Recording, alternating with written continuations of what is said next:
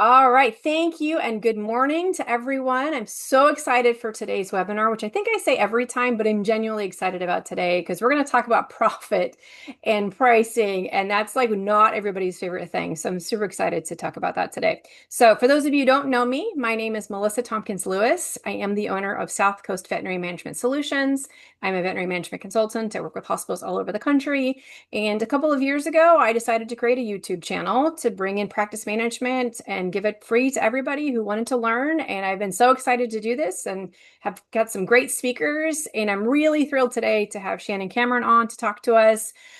If you at any time need to leave the meeting today, you're welcome to. This will be recorded and uploaded to my channel, which is at South Coast Veterinary Manage 263.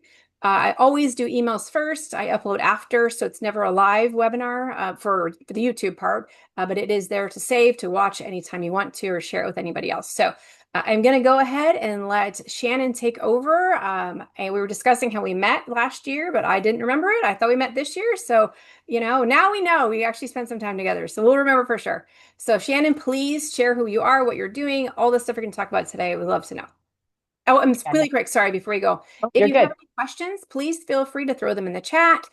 Shannon will answer them all at the end, most likely. But if we have some that need to be addressed, we'll ask those right away. Please also share where you're from in the chat. I love that. I don't know where everybody's around. I know I've got at least one person from Colorado and one person from Florida in here. That's all I know from that. So please share where you're from. And if you have other questions, please share those as well.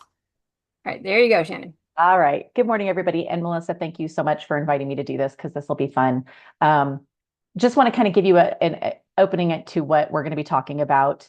I'm excited to dig into this topic. I absolutely love the financial piece of veterinary management. I always have. I love profit and loss statements. I know that is very unusual because most people hate them. What we're going to talk a little bit about is how to strategically set prices. We'll get into this a little bit more, but as a industry, we have historically been very bad at how we set pricing. It's either competition pricing or it's benchmarks that are outdated or not specific to our region. And then we just start doing blanket increases every year off of that. It would not knowing whether or not those services are either producing a profit or losing money for the hospital. So that's kind of what we're going to dig into. I think you guys have probably all heard that there's pricing sensitivity. We all know that we're starting to see some of our acceptance of services go down. And it's important to acknowledge that, but it is also important to acknowledge that our prices are not going down, right? The hospital level expenses are not going down. Everything consistently year over year has gone up.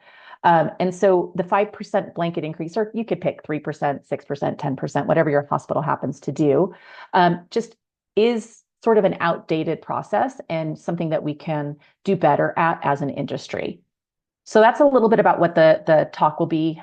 We will go through some basic financials. I'm not sure what everybody's experience is with reading financial statements. So we're going to kind of talk a little bit about that, some current industry issues. Then we're going to get into some pricing strategies, historical ones for the most part. And then I'll talk a little bit about what I do in terms of strategic data-driven pricing. A little bit about me. I am a lifer in the industry. I started at the age of 15. This slide is actually a little outdated now. It's going on 40 years in the industry. I am a licensed veterinary technician in the state of California, a certified veterinary practice manager. I have run two very successful, very large practices in Northern California.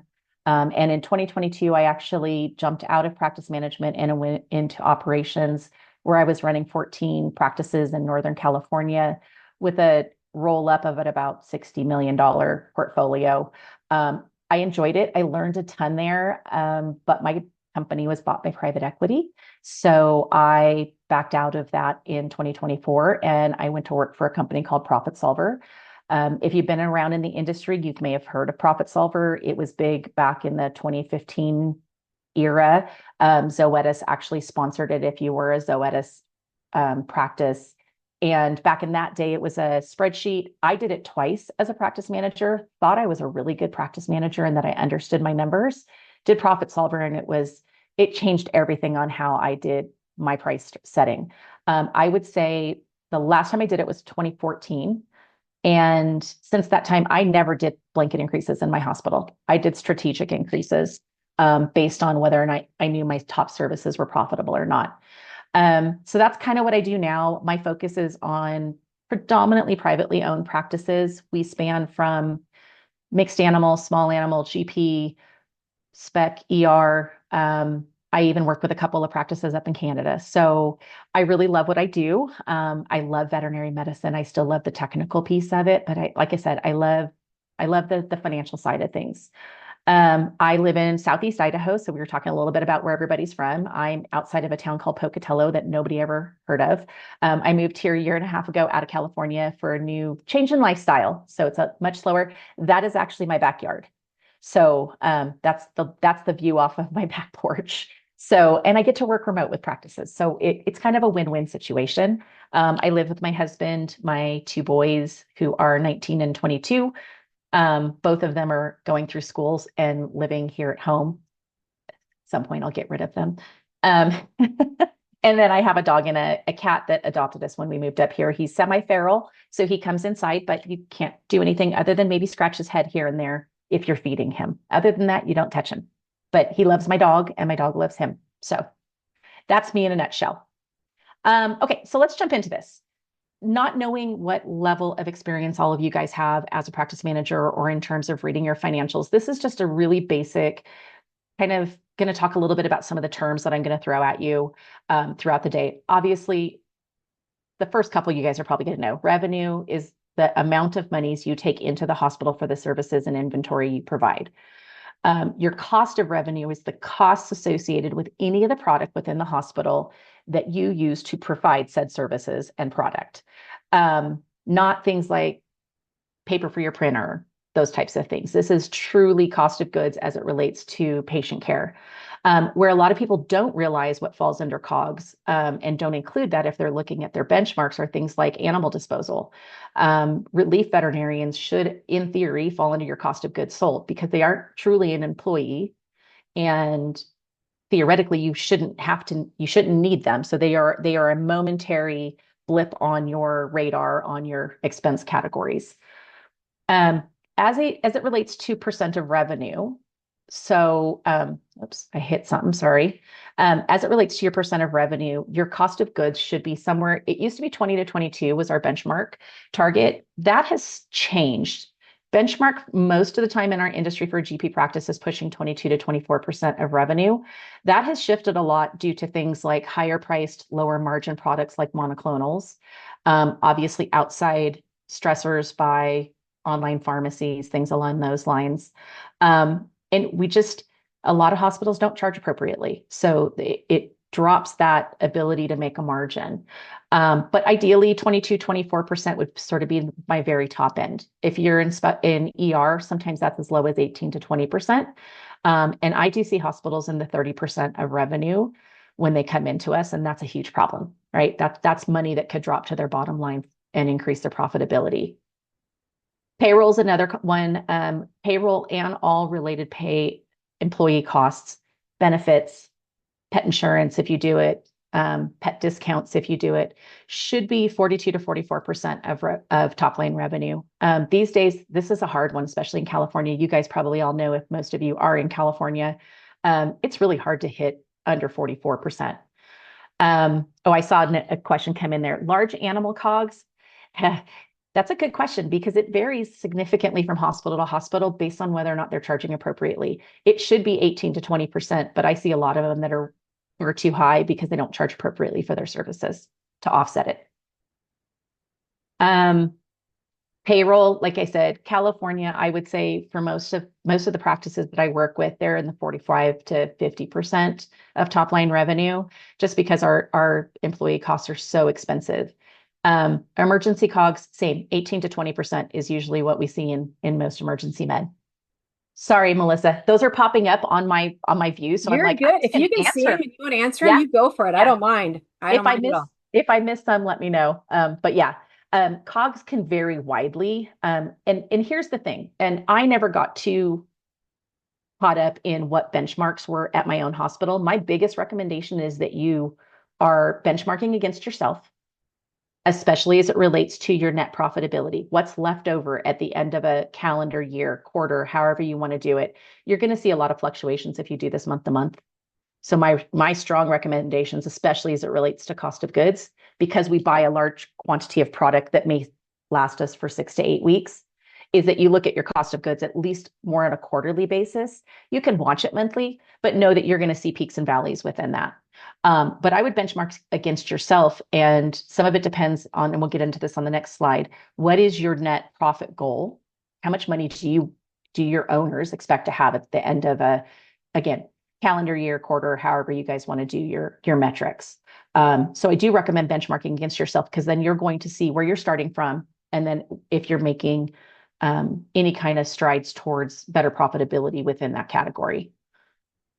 Rent and facilities. This one also varies widely depending on where you are in the country. Rural practices, we usually say 4 to 6% of top line revenue. Suburban, 6 to 9%. And then urban, I see them as high as 12 to 15% of top line revenue, if depending on where they are. And again, this all kind of, the reason I have this screen up is your EBITDA, your net profit margin, and we won't get too much into EBITDA because everybody's P&L is different, especially whether you're using AHA chart of accounts versus every variation of chart of accounts I've seen.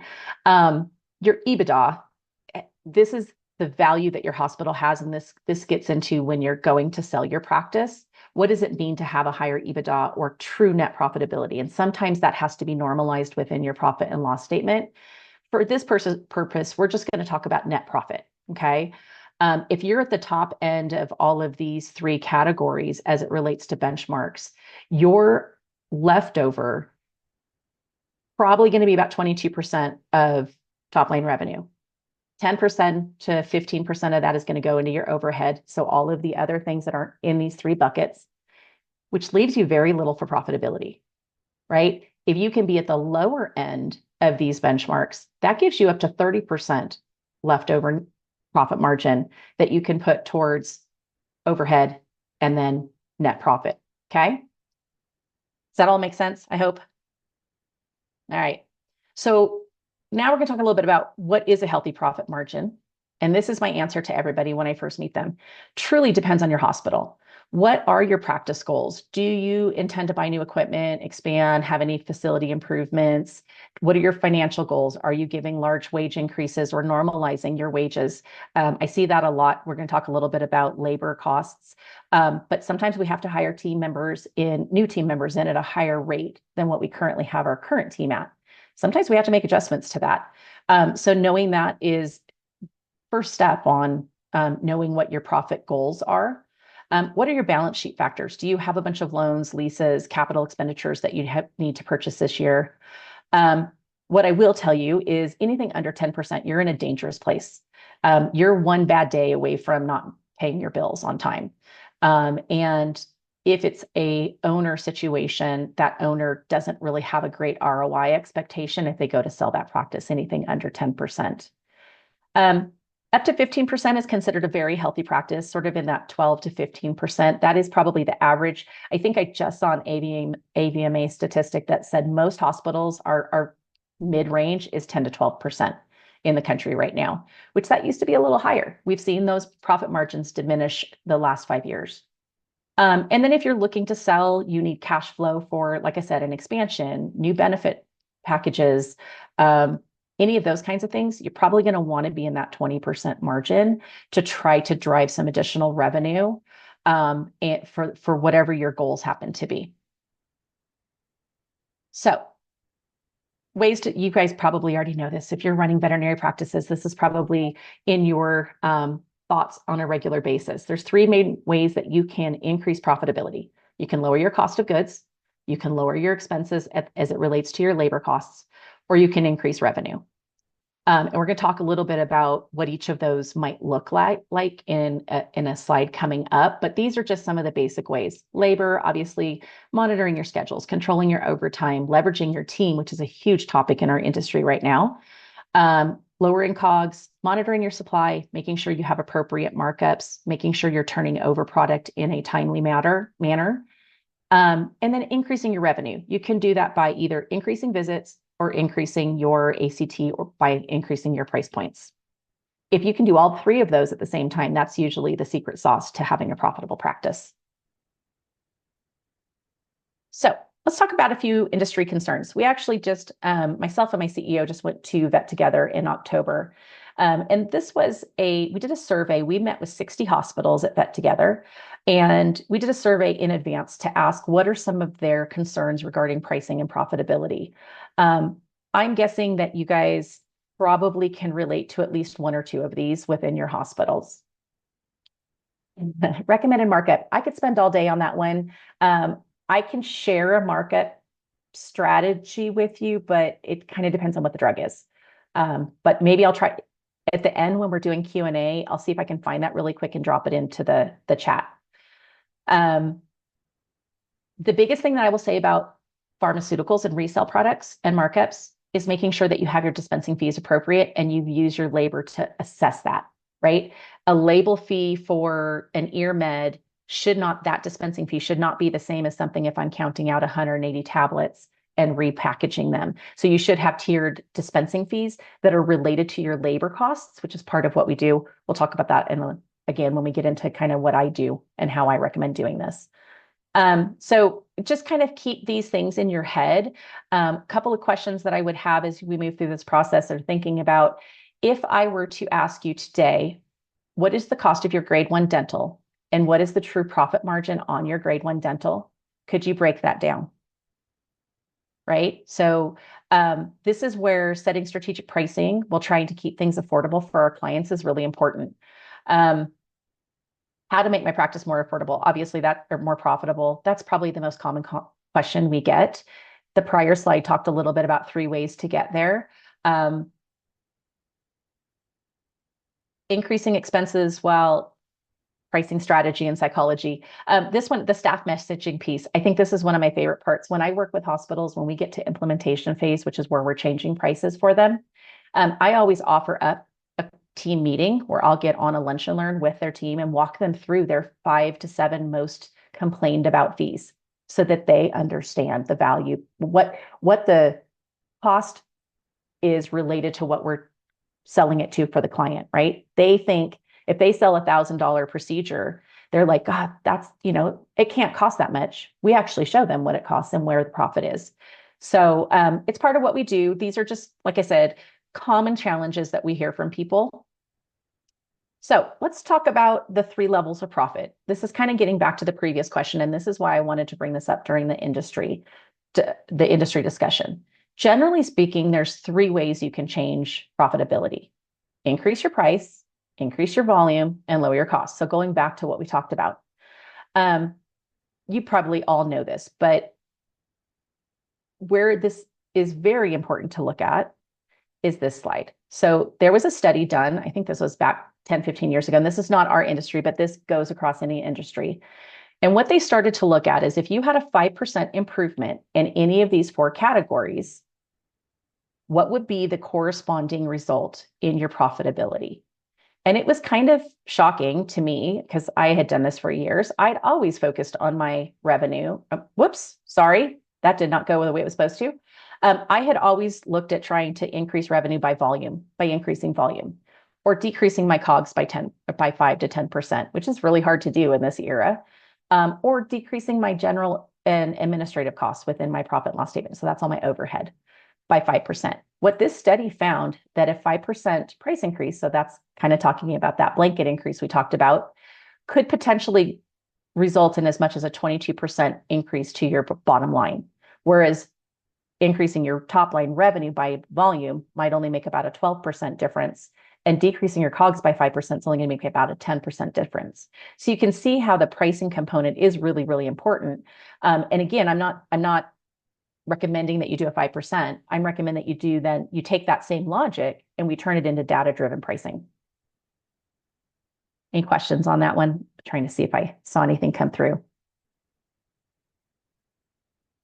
Other industry issues, the labor explosion. You guys probably all know within your hospitals that your labor increased substantially in the last 5 years. Everybody's did. And this isn't just veterinary medicine, but it was more of an impact on the veterinary side than any other industry that we've had. in my personal opinion, I've been a vet tech for a lot of years. I'm okay with that. I feel like we have most of our support staff now at a living wage, which we never were before. But how do you offset that? We have to be able to price appropriately to be able to pay those salaries that we increased. Some of this is corporate pressure with hiring veterinarians at really high salaries with, high sign-on bonuses, things like that. Unfortunately, that reality, again, it's not going to go away. So if we bury our head in the sand and just say, oh, it'll all balance out, I don't want to be negative Nancy, but I don't think that's the case. I think we're going to continue to see that same labor pressure within our industry. And we just have to be able to adequately account for that when we're setting our strategy up for profitability and for data-driven pricing. Same with inflation.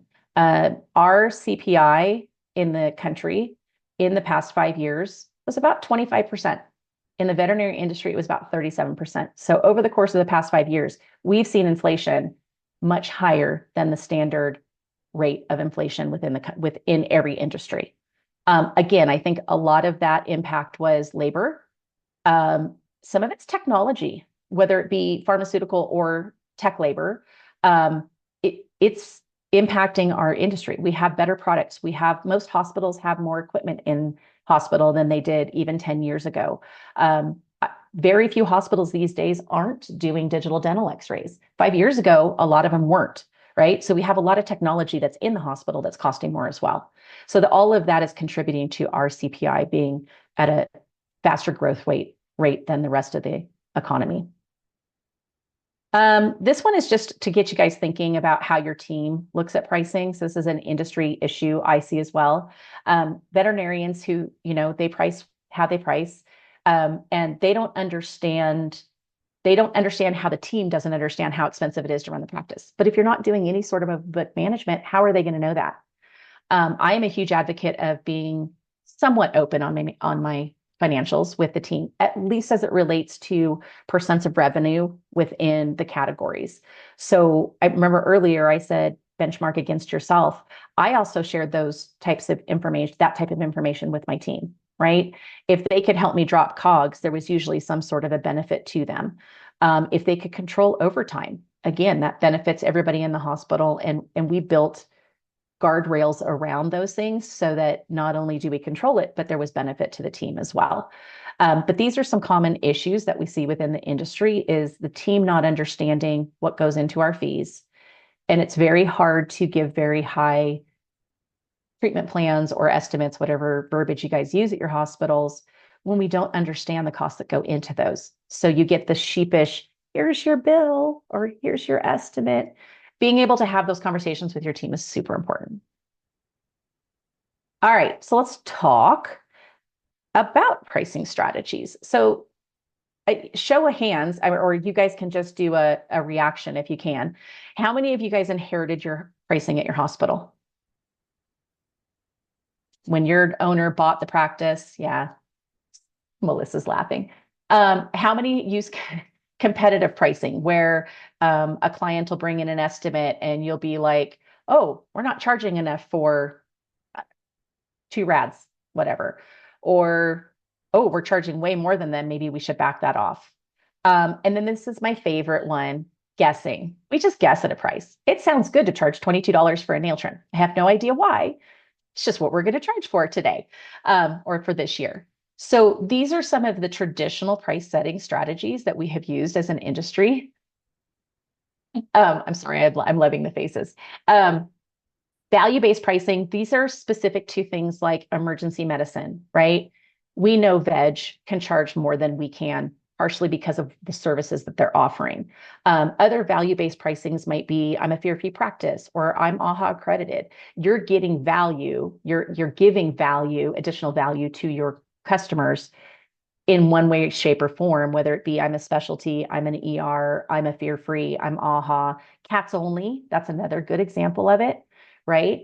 And then there's objective data-driven pricing. And that's what I do. And that's where, like I said, I changed to this strategy in probably 11 years ago, and it worked very well for my hospital and for when I was in operations as well. So let's talk about a little bit about what that is. So my company's called Profit Solver. It's not my company. I work for it. I should change that the way I said that. I work for the company. I am a consultant and a coach with them.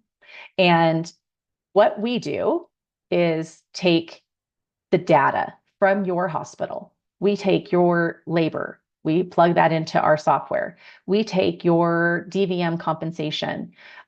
We actually tell you exactly total comp to doctor production for each of your doctors. We've used your P&L. We normalize the profit and loss statement at the beginning. We take things out like if a personal vehicle is in there, we'll remove that. If there's amortization or depreciation, we're going to remove that and normalize. All of your equipment, all of your inventory, your specialty inventory, things that you have negotiated rates for.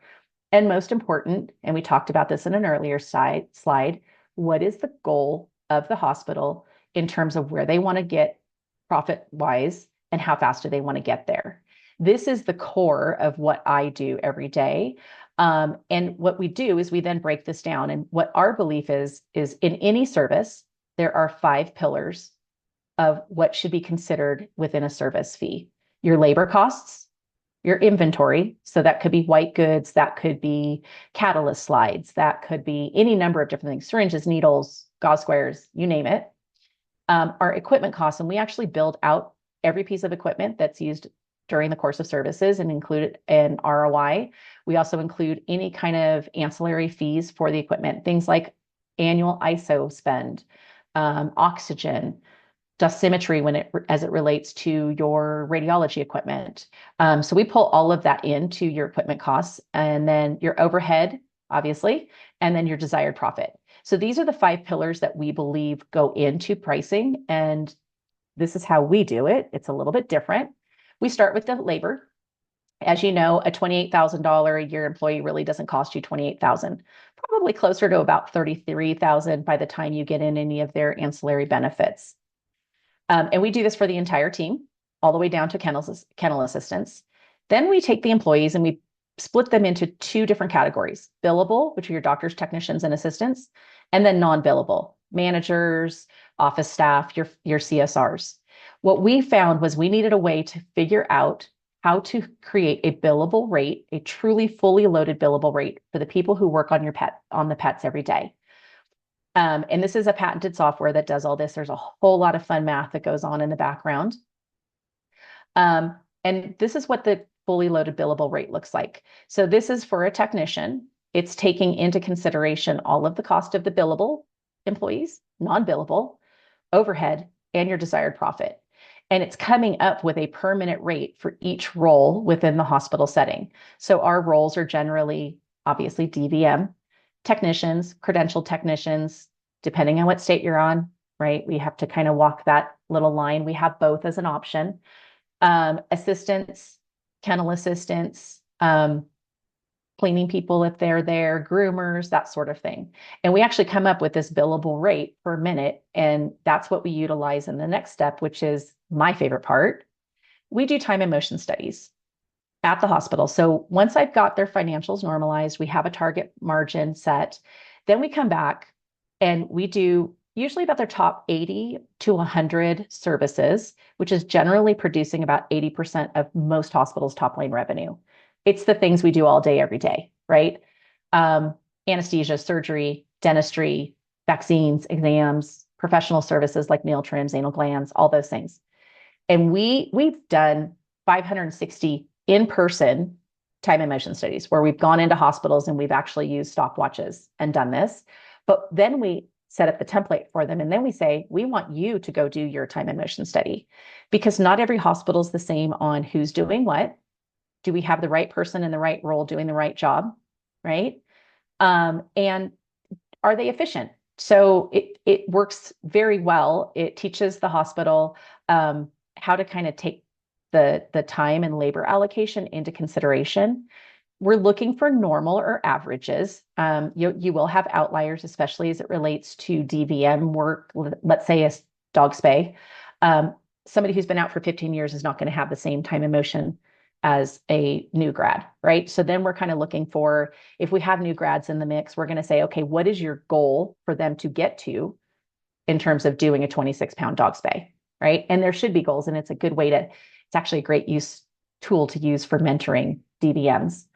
And so we build this in, and it's all live within the program. The team is walking through this with us.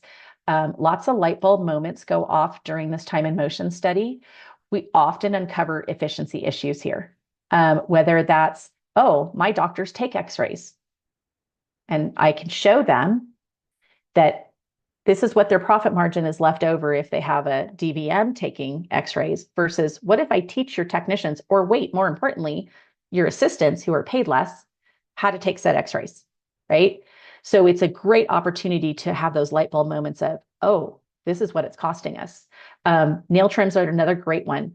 What happens? So most people have their, like I said, we'll use that $22 nail trim. Generally speaking, in my experience, and I've done 68 of these personally, almost every $22 nail trim is underwater by the time you get your labor allocation. 2 people, 5 minutes, usually an assistant and a technician. You're usually at about $24. That's my average. What happens if I put a third person in to restrain, or second restraint? Now you're losing even more money. So we walk through that. And this is probably my favorite part in the entire program, because you just see those light bulbs go off with the team of, oh, never thought of it that way, right? And then the next step, we pull in inventory. Oh, sorry, went too fast. So my slide did that something weird there. Sorry about that. White goods, vaccines, vials of Cytopoint, injectables, isoflurane, all of the white goods that go into those services are included in the process. And then we talk about equipment. So this is another example, kind of what I was talking about earlier. And my slide is covering this. So this is an anesthesia machine, usually have about a 10-year lifespan. You might get away with longer than that if you can just change out your vaporizer. But on average, that's generally the lifespan. Calibrating, isoflurane. This particular hospital used an oxygen concentrator, so I didn't have to account for the annual spend on oxygen.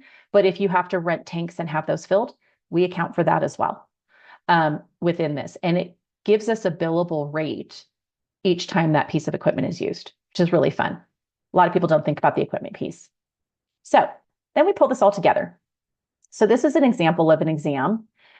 This particular hospital used 2 people, an assistant and a doctor, for 15 minutes. They went in together. They did the totality of the visit together, which I recommend. We often see hospitals, and I was guilty of this until I actually did this process as a manager. I would send my technician in to do TPR and history, and then they would spend 5 to 7 minutes doing that. And then they would come back and spend 5 minutes telling the doctor the same pieces of information. Then they'd go back in together, and the client would spend the next 5 minutes saying the same thing all over again. So we found at our hospital, it was much more efficient to just go in with them and do it simultaneously. And it really did affect the labor piece when we're looking at that. So this particular hospital was charging $65. This is the fun part up here, the service components. This is actually showing this hospital based on 2 people for 15 minutes, use of some of their smaller pieces of equipment, which are down here. Their break even for this exam is $107. Okay. Up here, you can see that their current price point is $65. Now, it's very normal within our industry, especially in GP. Our exams are our loss leaders. It's just the reality of the situation. We can't generally charge $107. I mean, you can in California, but your break even is probably higher than this because of the labor piece. You have a loss here. So that's okay. We just try to find that in other places. We know that we're losing X amount. We need to find that in other services that we can charge a little bit more for. Generally speaking, an exam is a diagnostic. So we tend to try to offset this by having a slightly higher margin in our other diagnostics, our imaging, our lab, things, our ultrasound, things along those lines. Make sense? Okay.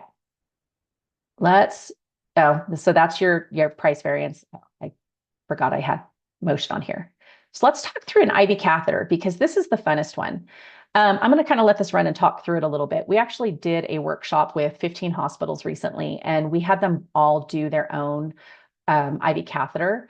And you can see we pulled in 2 people, flippers, IV catheter, bunch of different information here. So this is their billable plus their non-billable plus their equipment. What we found is of these hospitals, 80% of them were undercharging their IV catheters. Their break even was well below what their charge was. So this particular hospital was losing about $2.50 on every IV catheter that they were doing, and they did it 235 times, which means that they lost about $700, a little under $700 in the course of a year. If they increased their price to their ideal charge of $49.87, that would increase their profitability by about $2,350. So you can see how those small changes, but understanding what drives them is super important in the system. Nail trim, this is my favorite one. 2 people, 5 minutes. This hospital happened to have a $25 nail trim, but they had very expensive, highly paid team members. I believe this was a California practice, if my memory serves correct. Their break even was $25. They did over 3,000 nail trims at a loss of $6. Okay. What happens if 50% of those had an additional person on top of that? They now lost, let's say I added another assistant in there for that 5 minutes. That's another $15 of lost revenue and lost profitability for the hospital. So it's super fun. Like I said, if you love numbers, if you love data, it's amazing. So I'm trying to check where we are. Oh yeah. Oh gosh. So Sandy, that's a great story. When I left private practice, it was in 2022. I was in Northern California, and our nail trim price was $67. That was 3 years ago, almost 4 years ago. It was April of 2022 when I left. I had clients that complained. They'd be at the front desk. Can't believe you charged $67. Sorry, you're paying highly skilled. And most of my technical team were licensed because we were AHA accredited. So we followed all the rules. Oh yes, third person, absolutely. So I recommend an assisted nail trim. So Sheena, great call out there. Call it whatever you want, but yes, you need to account for it. I had no problems with telling my clients, you're paying highly skilled labor to do your dog's nail trim. Either learn how to do it. And I did this very respectfully. I had a great line that I would go out and I'd sit with them and talk through them. But they came back month after month, after month, after month, and they complained. Some of them complained. Some of them stopped complaining because they knew. But it is what it is. Just because clients complain about a fee, especially something like this that should be done at the groomer, they come to us for a reason because they can't manage their pet and their groomer can't manage their pet. It is not something you should take a loss on. I can't tell you how many hospitals I work with that still do free nail trims with exams. And when I show them that their break even is $31, that generally stops pretty darn quick. Because if you've done 3,000 for free, think about the top line revenue you're going to recover by adding that in. So yeah, I saw the chat about the aided nail trim, assisted nail trim. There's all kinds of things. I actually work with a hospital. They kind of did it the opposite way. Their regular nail trim was built out with 3 people. And then they had a good pet discount nail trim for the ones that only took 2. So they were kind of shifting that value component to your pet's really nice, so we're going to give you a discount, which it really wasn't. They just changed the verbiage on their two types of nail trims. So I thought that was a phenomenal idea. It's great because I get to work with practice managers who have good ideas all day long, and I try to steal them. One that I steal on a regular basis is, we've all done it. I did when I left practice, was the free nail trim under anesthesia. I can show you that at 2 minutes, your nail trim on average, even if it's just 2 minutes and the pet is under anesthesia, is costing you somewhere between $5 and $8 in technician time, because you're probably having your most skilled employee doing it because they're your technicians, right? What I have had hospitals shift to is offering a discounted nail trim to $7.50, which now it's approved, which I don't know how many of you ever got bit by this, but we trimmed nails on something once and the owner had a hissy fit because it wasn't even a cat, it was a dog. They didn't want us to do it, even though we hadn't charged for it. So this allows for do you want your pet's nails trimmed while it's under anesthesia, we'll do it at a discounted rate of $7.50. If you do that 250 times in a year, it's a lot of top line revenue. So it's kind of fun. I stole that from another hospital too. So I want to talk a little bit about some of the results we've seen. Summit Veterinary Services, this is one of my very favorite hospitals. They came to me early in the year in 2025. It was a $1.6 million hospital, two DVM, so seemed logical. She was building out a brand new facility, $2 million facility, something like that. She thought she was about 10% profit margin, but she was struggling with cash flow to build this new practice. When I went in and normalized her profit and loss statement, I found that she singularly, the owner, was producing 1 million of that 1.6 million, but she was only paying herself $150,000 a year. At $1 million worth of production, she should have been paying herself $250,000 a year. That's 25% of top line of her production. And when I normalized it, she was actually at about 1.8% profitability. One of the other things that when we did the time and motion study that came out during this was she was discounting a ton of stuff, intentionally, unintentionally. Some were discounts, some were just left off. I think ear cleanings was her big nemesis. She had something like 250 ear smears, ear cytologies, but like 25 ear cleanings. And I said, did you really do 250 cytologies, but only 25 ear cleanings? She goes, no, we do ear cleanings all the time. We just don't charge for them. An ear cleaning, 2 people, 6 minutes is usually about $35 to $40 in your break-even point. Okay. So, and there were other things. There were lots of light bulb moments that went off during the time and motion study for this particular hospital. One of the other things that we do, and I hadn't really gotten into this, is we come back quarterly with every hospital. They're with us for a full year. And we reevaluate their P&L as it relates to prior year to make sure that we're making the impact that we wanted to.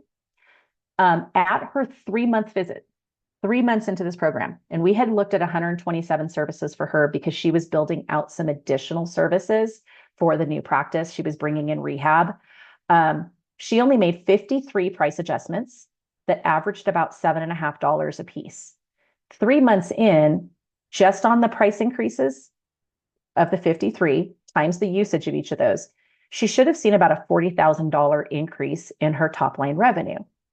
Here was the crazy part. The other piece that I look at is their profit and loss statement as it compared to prior year. Her P&L was up $103,000 in 3 months. And I said, what happened? Did you guys hire another veterinarian? Did you add hours? She said, no, I just listened to what you told me and I stopped giving everything away for free. So she had recovered. She's in her 9th month with me. She's getting ready to, as of her 9th month, she will have added $450,000 in top line revenue. And almost all of that fell to her bottom line because there's no extra expenses with that. She's just charging appropriately for the services that she provides every day. It was so fun to see her face. She's like, you literally changed my life because I was struggling. I didn't know how I was going to pay for this hospital that I was building. So it's that simple. And that, it's literally that easy. Like we generally only touch about half of the services that we look at. So what can we do for a hospital? Basically what we do from the beginning to the end, it's 4 to 6 weeks. Hospital time is usually about 6 to 8 hours. Probably 6.5 of that is on meetings with me or another consultant. The other time is pulling reports. That's the biggest at the hospital level that they need to do. But we establish a profitability plan, a timeline to get there. We set up the foundation for the process, for the pricing, keep the hospital organized and on track through the process. And then we come back quarterly to make sure that we are hitting the marks on the things that we had anticipated. Sometimes things happen. Hospitals will lose a veterinarian or they'll hire a veterinarian. Sometimes we have to pivot during that year. That's fine. But all of these things that gives them the confidence to stand behind their pricing based on data and not guessing and not benchmarks, right? So in my experience, every hospital wants the 3 same things. Clarity, confidence, and control. Clarity about what it costs to perform their services, confidence that their fees are fair, defensible, and profitable, and control over the margins that they want at their hospital regardless of things like inflation or staffing costs that might come into play during the course of business. A 5% increase every year, if you've already got holes in your bucket, doesn't matter how much higher you turn the water on. If you have a hole in your bucket, it's still going to be leaking. So if you start from a place of, I don't know if all of my top services are profitable or not, and how do we know that? By diagnosing them, like breaking them out. Doesn't matter how many more of them you do, you're still going to be losing profitability, because let's use the example of the nail trim. If you're losing $10 on every nail trim, doesn't matter if you do 1,000 more of them, you're still losing $10 every time you do it. So this is a client of mine too. Cedar Hill started with me early in 2025. It's a very successful 3-doctor practice. They opened about 3 years ago. And for 3 years, they've been struggling with finances. They were 6 months behind on their IDEX bill, on their BI bill, on their MWI bill when they came to me. And again, they were doing over $2 million in revenue. So it was a successful practice on paper, like looking at their dailies. But they had built a very high-end practice with lots of good equipment. They had highly paid team members. And their price points, they went with competitive pricing to the guy down the street who has a 40-year-old building, has unlicensed, uncredentialed staff members, right? Not same price points. Didn't have an ultrasound in the hospital, didn't have laser therapy in the hospital. Those two things are not the same. So if you use competitive pricing, you get yourself into a position where you think you are making money, right? You're driving revenue, but you're spending more than you're making. They were flat or negative for the first 3 years. They made some pretty significant price increases. And we set a 3 to 4 year plan for them to get to 15% profitability. That's where they're looking. They don't want to sell anytime soon. The hospital's brand new. They don't need new equipment, all of those things. And in 6 months, they at least got to flat. They started at about a negative 10% profit margin, which is sad and scary. They were living, the doctor wasn't paying herself. They were living paycheck to paycheck. And now they're at least stable. They're caught up 6 months in. They're caught up on actually about a year in now. And they just started their second year with me. So, and their average change, we reviewed 133 services at this hospital. They changed 70 and their average was a $7 change. So the clients don't see that as much as a big giant blanket increase on everything. So what can you expect from us? This is a little bit of sort of snapshots. On average, a 1 to 5 doctor practice. Yes. Yeah, I agree, Sandy. Educating clients that not every practice is the same. And that kind of comes back to the team piece and making sure that they understand that too, and that they can communicate that and the value that you bring to your team. On average, we see about a $91,000 top line revenue increase in a 1 to 5 doctor practice, which amounts to about $7,600 per month. I want you to remember that $7,600. I'll get back to that in a second. We've done over 3,900 of these. Average monthly increase over all of the practices is about $14,000 worth of additional revenue and top line, and a return on their investment of 14 to 1. So I want you to kind of remember that. Usually review about, like I said, 80 to 100 services. We usually change about 50% of those. And the average change is generally under about $7. So this is why I want you to kind of remember that. Our cost for a 1 to 5 doctor practice for a year is $8,400. I know, plug your ears, Melissa. I know consultants who charge $8,400 a month to come in and tell you have to raise your fees, right? But may not know how to get That's there. amazing. I wish I had that. Well, Thank you. yeah, those are I'm not gonna... those are the big groups. You know who I'm talking about probably. So the cost is pretty minimal considering, because we're doing it virtual. So we don't have to go fly into the hospital because they're walking through their own time and motion. You get the implementation and guidance by the consultant from us. We do all of the data entry and data analysis, which is the biggest time component. Yes, I agree. We do all the equipment entry, all of those types of things. You have free support. People, they can learn how to use the program, which means that in between our quarterlies, they can actually go in and utilize it. Let's say they want to buy a new piece of equipment. They're at WVC. They can log into the program, plug that piece of equipment in, set up the fees, and they'll be set to go by the time they get that equipment into the hospital. 12 months access to the software, and then 3 quarterly reviews. If so, Melissa, anybody who participates in this, they will get a 10% off of that. So that actually brings you under what our average monthly increase is for the hospital, which means I would say 90% of the hospitals that I have worked with have paid for it in the first month, which is phenomenal. We do offer a 2-to-1 guarantee, though, just in case something catastrophic happens at the hospital. If they don't make at least twice what they've paid us, we will give them their money back because we want them to be successful. Questions? That's all of my contact information. I think I left you almost 10 minutes for questions, not quite. But you guys can scan. The first one will give you all of my socials, everything that I'm on, my Profit Solver information. The bottom one, if you want to take this back to your hospital owner and let them experience, get an idea of what this is, the bottom one would book a time with me on my calendar to do a demo. And Shannon and I will both be at Western this week. So if any of you guys are going to be there, I'm speaking, she's moderating, and please look for me and I can connect you with Shannon. So yeah, absolutely. I do have a question. So when you were talking about the average times of like doing stuff, so it takes 3 minutes to do this or what, 5 minutes to do that for the billable team members, you guys have a list of average experiences, or I know it's going to be specific to specific practices, but like on average, does it take 3 minutes to place a catheter on a dying kitten, or does it take 2 seconds? You know what I mean? Like, yeah. So our IV catheter one, again, we've done over 500 actual in-person time and motion studies. So our template for an IV catheter defaults to I think it defaults to 7 minutes, 2 people.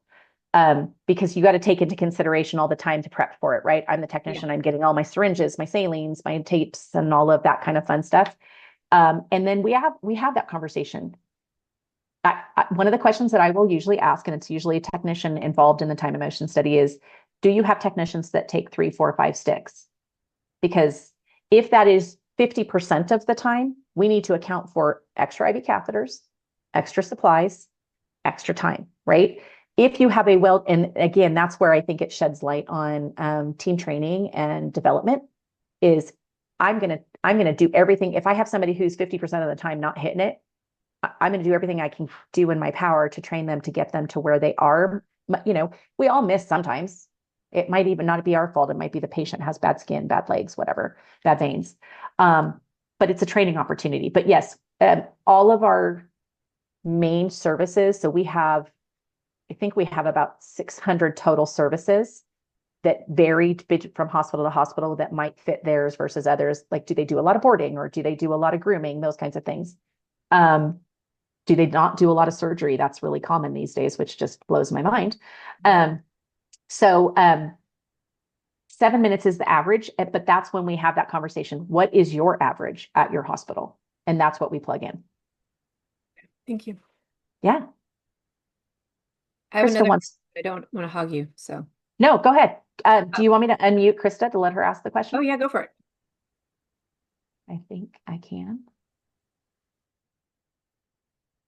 I don't think I can. Oh, wait. Did you do it? Can you unmute Krista? Unmute. Oh, now I can hear Krista. Go ahead, Krista. I'm trying to figure out how I worded my question now.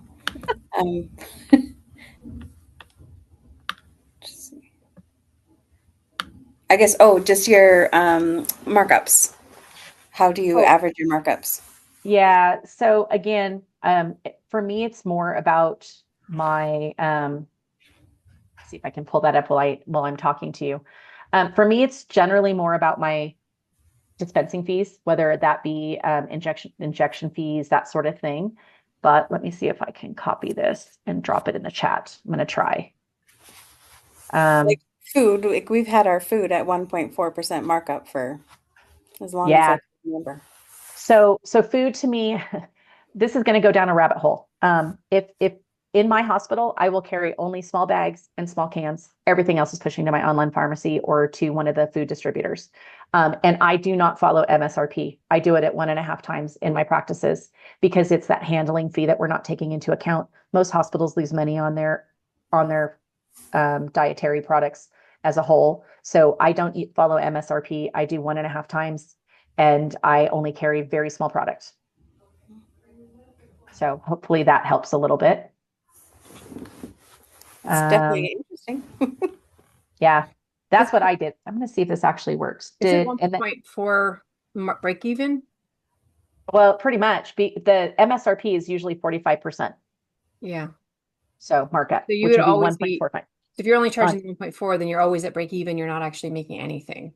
Yeah, I mean, because what you have to take into consideration is your soft goods, your soft costs associated with any product, whether it's diets, pills, liquids, whatever, is 20 to 40% of what the cost is. So that's your taxes, that's your time to turn product, that's the time for ordering, for stocking, for, all of those things. So you lose any kind of true margin on our food. Now, I will grant you, food is horribly expensive these days, right? Our food is horribly expensive, so it trickles down into vet med. But I wouldn't go less than 1.5 times for my in-house. And I would tell clients, you're going to get it cheaper on my online pharmacy. This is what it costs to buy it here. I hope that helps, Krista. Yep. Thank you. You're welcome. Were you able to get the slide, Krista, that she put in there? I clicked on it, but it made me save it and I can't go back and look at it right now. So, okay. Yep. Right. No, I did. What other questions? You have a few more minutes. So my first practice, cat only, my practice owner, we did free nail trims, but as part of the exam because the doctor did it very easily. And it was for us, it was a safety factor, like you're not getting hit by them, they're dagger toes, they're not like reacting with you. And it was something that was, I won't say it was included in the exam cost because it wasn't, obviously, like the exam cost wasn't adding $30 onto that or whatever. But it was a different perspective of why we did it. And it was cat only again, so not dogs and dealing with the other dog stuff. But I do think it was a service that was just done. Now, if they came in for nail trim, then that was obviously a different. Right. I don't remember what it was now because it's been too long that I left there, but we did do it incorporated with it. So like, just give me your personal thoughts on that. Like there was logic, safety, not getting injured. I mean, that was part of it. Right. Yeah. And I don't disagree with that, but you just have to take into consideration that because we're already losing so much at the exam, if you're going to do that, and it is a strategy, right? There should be some strategy involved in everything. Us doing exams at a loss is a strategy. We have to recover that someplace else. That would be my argument to that is if you're going to do it for free. But my other thing is I'd rather that doctor go do the things that only a doctor can do. Yes, I know. So I get that too. It is costing you more. That's why I'm like, I'm going to admit this to you and to everybody I know. on YouTube later that we did happens. that. It happens. But it was for good reasons. And we are, we hospital still now today and they have 8 doctors. So yeah. I see it a lot with Fear Free, where we do a lot of that for free, or we spend extra time, but we're not appropriate. I love Fear Free, but most Fear Free hospitals are not profitable because they're not charging appropriately for their time. Because we know a traditional exam takes 50% longer because we're doing the Fear Free stuff, right? So again, it's one of those things of I had a hospital that was Fear Free and AHA accredited, and she had not raised prices in 3 years, and she was in a negative profitability situation and was 65 years old and wanted to sell her practice. And I said, you need 3 to 5 more years before I can get you profitable, and you have to charge accordingly. Yes, Fear Free are definitely niche, and they need to believe in that, and they need to their entire team needs to believe in that, and they need to sell that. That is, they're selling that as opposed to selling a vaccine or something, right? So it's different, and it's sad because I see a lot of Fear Free AHA accredited practices who don't understand what their structure is and what the value is, and therefore they can't communicate that to the clients.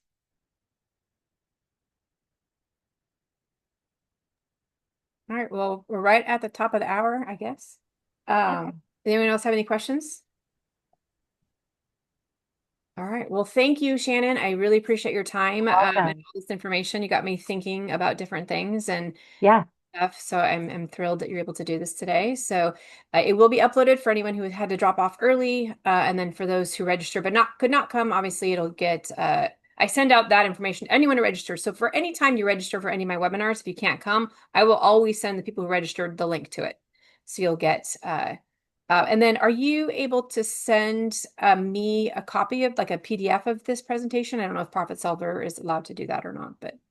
I can. There's nothing that's, you Okay, can't so cheat then off of it. So I'll send that to everybody who registered to do this. So everyone can get a copy of that presentation. So, all right. Well, wonderful. Thank you guys. I hope everybody has a great rest of your day. I'm going to go ahead and